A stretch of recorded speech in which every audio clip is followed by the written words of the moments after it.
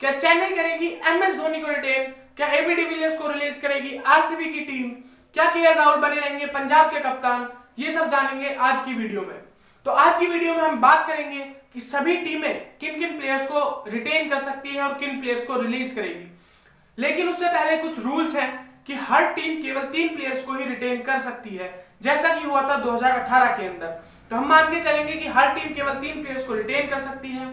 अगले साल 2 नई टीमें आने वाली हैं, उनकी वजह से रिटेंशन पॉलिसी में चेंजेस होना तय है। लेकिन फिलहाल के लिए हम मान के चल रहे हैं कि 3 प्लेयर्स को रिटेन कर पाएगी।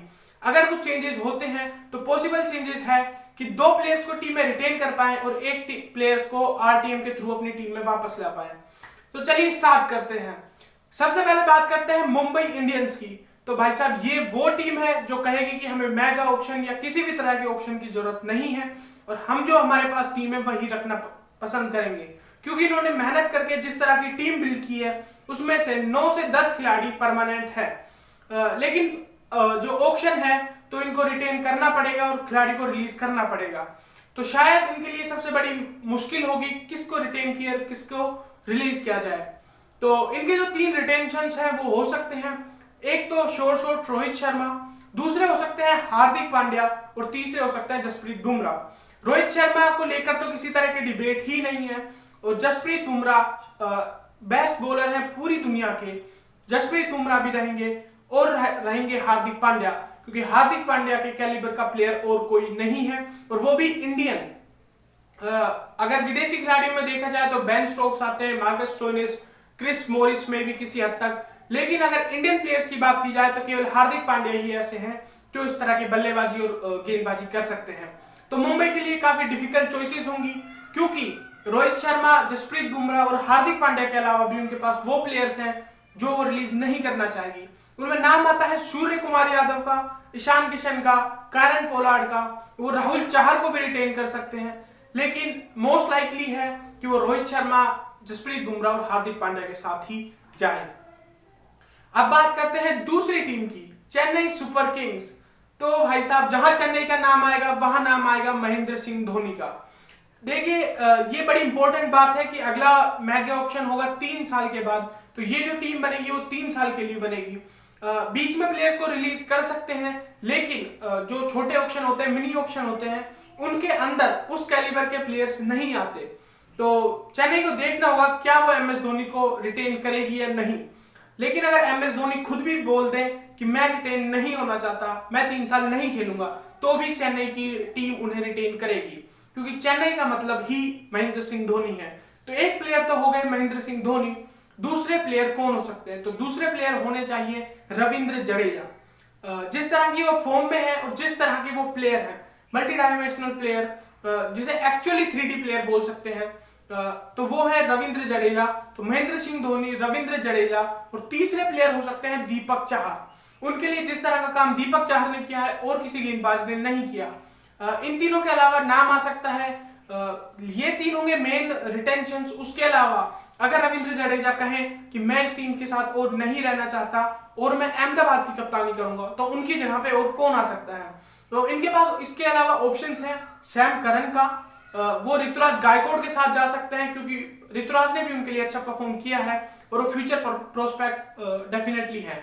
उसके अलावा अगर उन्हें कैप्टनसी मटेरियल चाहिए तो वो हो सकते हैं फैफ डू प्लेसिस।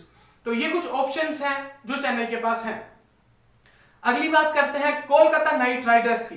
तो इनके पास ज्यादा रिटेन करने के लिए कुछ नहीं है, क्योंकि इनको जो कैप्टन है इयोन मोर्गन, वो डेफिनेटली रिलीज होंगे, दिनेश कार्तिक भी रिलीज होंगे। इनके पास अगर कोई रिटेन करने को बचता है तो वो है शुभमन गिल। शुभमन गिल पर केकेआर ने काफी भरोसा जताया है और उन्होंने भी उस फेथ को रीपे अच्छे से किया है। तो और ये फ्यूचर प्रोस्पेक्ट डेफिनेटली है केकेआर के लिए, इनके इर्द गिर्द टीम बनाई जा सकती है। तो सबसे पहला नाम होगा शुभमन गिल का और दूसरा नाम आ सकता है आंद्रे रसल का, क्योंकि आंद्रे रसल का रिप्लेसमेंट नहीं मिल सकता, चाहे वो अब हो चाहे वो 3 साल बाद हो। तो आंद्रे रसल और शुभमन गिल, ये 2 रिटेंशंस तो डेफिनेटली होंगी ही होंगी। तीसरे रिटेंशन का जब बात आती है तो इनके पास कुछ ज्यादा ऑप्शंस नहीं बचते हैं, क्योंकि सुनील नारायण अब वो उस तरह के खिलाड़ी नहीं रहे जो वो पहले हुआ करते थे। पैट कमिंस को 10-12 करोड़ देने की अब जरूरत नहीं है। क्योंकि ये मेगा ऑक्शन है और यहाँ पे ऑप्शंस की कमी नहीं होगी और वो किसी भी प्लेयर को अंदर ला सकते हैं। तो ना वो पैट कमिंस हो सकते हैं, लोकी फर्गूसन पे उन्होंने इतना भरोसा नहीं जताया है। तो जो बल्ले और फिर कुलदीप यादव भी हो सकता है इस टीम में ना हो। तो कौन सा प्लेयर हो सकता है जो उस टीम में होगा? मुझे लगता है कि वरुण चक्रवर्ती एक ऐसे प्लेयर हो सकते हैं जिनको केकेआर अपने साथ रखना चाहे, क्योंकि वो मिस्ट्री स्पिनर है। अभी उन्हें चोट लगी थी, चोट की वजह से वो अंदर बाहर काफी हुए हैं, लेकिन वरुण चक्रवर्ती जैसे गेंदबाज काफी ज्यादा नहीं है और वो भी इंडियन। तो शुभमन गिल, आंद्रे रसेल और तीसरा वरुण चक्रवर्ती, लेकिन मैं श्योर नहीं हूं वरुण चक्रवर्ती को लेकर। अब बात करते हैं राजस्थान रॉयल्स की। तो उनके लिए पहली रिटेंशन कंफर्म है और वो हो गए संजू सैमसन, और उन्हीं के इर्द गिर्द ये पूरी टीम बनाई जाएगी। तो संजू सैमसन होंगे, उसके अलावा दूसरे रिटेंशन होंगे बेन स्टोक्स, क्योंकि जो बेन स्टोक्स की कैटेगरी है, जिस तरह के वो ऑलराउंडर है, चाहे टॉप में बल्लेबाजी कराएं चाहे मिडिल ऑर्डर में गेंदबाजी भी वो आपको कर देते हैं। तो बेन स्टोक्स, संजू सैमसन, और तीसरे जो इनके पास चॉइस है उसके अंदर या तो ये जोफ्रा आर्चर के साथ जा सकते हैं या ये जा सकते हैं जोस बटलर के साथ, लेकिन मोस्ट लाइकली कि जोफ्रा आर्चर के साथ जाएंगे, क्योंकि इस समय अगर पूरी दुनिया में बॉलिंग का ग्राफ देखा जाए तो उसमें Jasprit Bumrah, Jofra Archer, Kagiso Rabada और ट्रेंट बोल्ट ये टॉप क्लास गेंदबाज हैं जो कि सबसे ऊपर आते हैं। तो ये जोफ्रा आर्चर को रखना चाहेंगे अपने पास, क्योंकि अगर ये ऑप्शन में गए तो 10-12 करोड़ तो ये आराम से लेकर ही जाएंगे। अब बात करते हैं आरसीबी की। तो रॉयल चैलेंजर्स बैंगलोर के लिए दो रिटेंशंस तो काफी आसान है। सबसे पहले होंगे विराट कोहली और दूसरे नंबर पर होंगे एबी डिविलियर्स। विराट कोहली जो लास्ट ईयर जब रिटेंशन हुए थे तो उस समय मैक्सिमम कैप रखा गया था 15 करोड़ का, लेकिन फिर भी इनको 17 करोड़ दिए थे आरसीबी ने। तो अगर ये अब जो नई टीमें आएंगी तो हो सकता है पर्स भी बढ़ा दिया जाए और इसमें कोई अचरज की बात नहीं होगी कि विराट कोहली को 17 की जगह 20 करोड़ भी दे दिया जाए। तो विराट कोहली और एबी डिविलियर्स तो उस टीम में होंगे ही, लेकिन तीसरे नंबर के प्लेयर के लिए यहाँ पे काफी जद्दोजहद करनी पड़ सकती है। क्या वो युजवेंद्र चहल के साथ जाएंगे? क्या वो मोहम्मद सिराज के साथ जाएंगे, जो इस समय इंडिया के टॉप बॉलर्स में नाम आ चुका है? और जिस तरह के वो गेंदबाज बन चुके हैं, इस तरह के गेंदबाज ज्यादा नहीं है, क्योंकि इंडिया की बात की जाए तो उसमें जसप्रीत बुमराह जो कि अवेलेबल नहीं होंगे, फिर मोहम्मद सिराज, मोहम्मद शमी भी उस तरह के गेंदबाज नहीं है जो कंटिन्यूअसली यॉर्कर्स डाल सकते हैं। इसके अलावा भुवनेश्वर कुमार तो वो भी शायद अवेलेबल ना हो, दीपक चाहर। तो मोहम्मद सिराज एक ऐसा प्रोस्पेक्ट होगा जो इंडियन फास्ट बॉलिंग को लीड कर सकता है और आरसीबी के लिए एक अच्छा प्रोस्पेक्ट साबित हो सकता है। तो तीसरे रिटेंशन के लिए आरसीबी के पास काफी ऑप्शंस हैं। वो चाहे तो युजवेंद्र चहल के साथ जा सकती है, लेकिन अभी उनको लगभग 6 करोड़ में खरीदा था, तो अगर वो वापस जाते हैं तो उम्मीद है कि वो सस्ते में वापस मिल सकते हैं। उसके अलावा देवदत्त पडिक्कल, ये बंदा आरसीबी का फ्यूचर है, इंडिया का फ्यूचर है। अगर आरसीबी चाहे तो देवदत्त पडिक्कल, युजवेंद्र चहल, मोहम्मद सिराज और ग्लेन मैक्सवेल, इन चारों में से किसी एक को रिटेन कर सकती है, क्योंकि आरसीबी की हमेशा परेशानी रही थी गेंदबाजी और लोअर मिडिल ऑर्डर।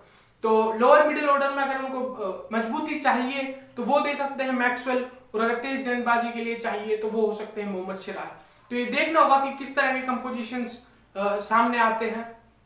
उसके अलावा अब बात करते हैं दिल्ली कैपिटल्स की। तो दिल्ली कैपिटल्स के लिए दो रिटेंशंस काफी आसान है, ऋषभ पंत और श्रेयस अय्यर, क्योंकि इन्हीं के इर्द गिर्द ये टीम चली है और आगे भी ऐसे ही चलेगी। तो ऋषभ पंत, श्रेयस अय्यर कंफर्म है, लेकिन नंबर 3 के लिए यहां पर भी काफी लड़ाई होगी। यहां पे नाम आता है शिखर धवन का, एक्सपीरियंस शिखर धवन, लेकिन उनके साथ जो प्रॉब्लम होगी वो देखना होगा कि क्या वो 3 साल खेल पाएंगे और उसी तरीके से खेल पाएंगे, क्योंकि अगर डीसी को लगता है कि वो 3 साल इसी तरह से खेलेंगे तो शिखर धवन को रखना बनता है। अगर नहीं तो उसी तरह के बल्लेबाज हैं पृथ्वी शॉ, जो कि इंडिया का फ्यूचर है और अच्छे बल्लेबाजी भी कर रहे हैं, तो वो हो सकते हैं। उसके अलावा इनके पास दुनिया के सबसे बेहतरीन गेंदबाजों में से एक कगिसो रबाडा भी हैं, तो लेकिन देखना होगा कि वो शिखर धवन को रखेंगे, पृथ्वी शॉ को रखेंगे, कगिसो रबाडा को रखेंगे या मार्कस स्टोइनिस को रखेंगे। तो ये काफी डिफिकल्ट चॉइसेस हैं। जैसे आरसीबी के पास 4-5 चॉइसेस थे थर्ड प्लेयर के लिए, ऐसे ही दिल्ली कैपिटल्स के पास भी 3-4 चॉइसेस हैं। तो देखना होगा वो किसके साथ जाती हैं। अब बात करते हैं पंजाब किंग्स की। तो पंजाब किंग्स के लिए शायद ये शॉर्टेड है कि वो किन प्लेयर्स को रखना चाहती हैं। सबसे पहला नाम आएगा केएल राहुल का, क्योंकि वो उनके लिए बेस्ट बल्लेबाज हैं और वो टीम को चलाएंगे, वो कप्तान भी रहेंगे। तो केएल राहुल एक बल्लेबाज हो चुके हैं पहले ही। दूसरा नाम मेरे हिसाब से आना चाहिए मयंक अग्रवाल का।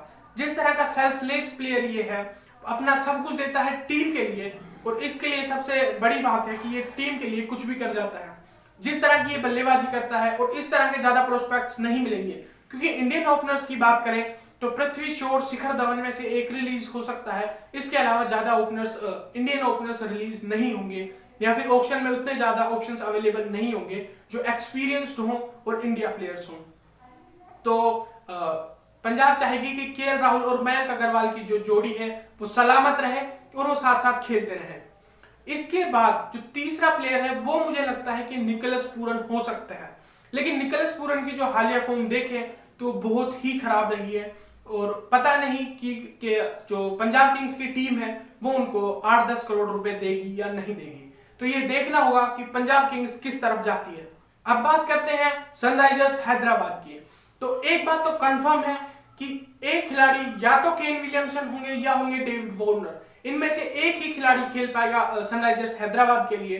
लेकिन जिस तरह के संकेत एसआरएच से मिले हैं, डेविड वार्नर को कैप्टनसी से हटा दिया गया था, तो मोस्ट लाइकली कि केन विलियमसन वहां पे रहेंगे। तो पहले रिटेंशन होंगे केन विलियमसन, दूसरे के लिए सोचने की जरूरत नहीं है क्योंकि वो होंगे राशिद खान। नंबर 3 पे इनके पास ऑप्शन है, उसमें आ सकते हैं भुवनेश्वर कुमार, टी नटराजन, या फिर मोहम्मद नबी, या फिर जोनी बेयरस्टो के साथ भी जा सकते हैं। लेकिन अभी तक उनकी प्रॉब्लम रही थी कि उनके पास ओवरसीज प्रोस्पेक्ट्स तो काफी खतरनाक थे, लेकिन वो उसको अच्छे से इस्तेमाल नहीं कर पाते थे। तो हो सकता है वो मोहम्मद नबी, जेसन होल्डर सबको जाने दें और भुवनेश्वर कुमार या फिर टी नटराजन में से एक को अपने पास रखें, क्योंकि भुवनेश्वर कुमार और टी नटराजन दोनों ही शानदार गेंदबाज हैं। T Natarajan left arm options देते हैं, जिस तरह की यॉर्कर्स डालते हैं, और भुवनेश्वर कुमार तो इंडियन टी20 टीम में सीधा वॉक इन कर जाते हैं। तो ये देखना होगा कि भुवनेश्वर कुमार के साथ जाएगी टीम या जाएगी टी नटराजन के साथ। तो ये थी आज की वीडियो, जो मुझे लगता है कि प्लेयर्स रिटेन हो सकते हैं 2022 मेगा ऑक्शन से पहले। आप बताइएगा कि आपको इसमें क्या क्या चेंजेस दिखते हैं, और अगर आपको वीडियो पसंद आई तो चैनल को सब्सक्राइब करें और बेल आइकन को जरूर दबाएं।